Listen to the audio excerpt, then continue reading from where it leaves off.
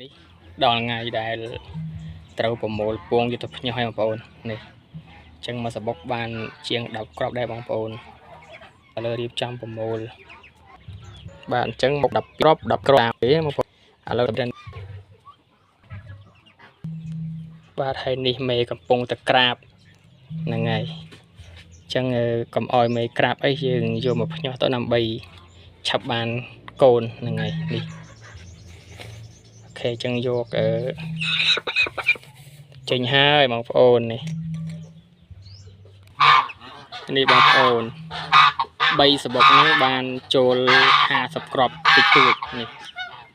អញ្ចឹងមានកងានមានទាកប៉ាបងប្អូនត្រូវការអីមានណាឥឡូវយើងយកពងទៅភ្ញោះសិនបាទរៀបចំភ្ញោះពងម្ដងអរគុណបងប្អូនសម្រាប់ត្រូវការអីកំងអីមានយកទៅធ្វើជាម្ហូបក៏បានយកទៅចិញ្ចឹមធ្វើជាពូជក៏បានដែរលក្ខណៈគ្រួសារបងប្អូនបាទអរគុណអូននេះមេពូជបាទហើយព្រឹកមិញហ្នឹងមានភ្ញៀវគាត់កំងយកឈ្មោល2ទៅបាត់ហើយហ្នឹងហើយឥឡូវនៅសល់សបុកបោះវានៅសល់មេ6 7ទៀតបងប្អូនហើយឈ្មោលហ្នឹងគឺគេចាប់យកទៅ2ព្រឹកមិញបាទយកធ្វើបាដែរ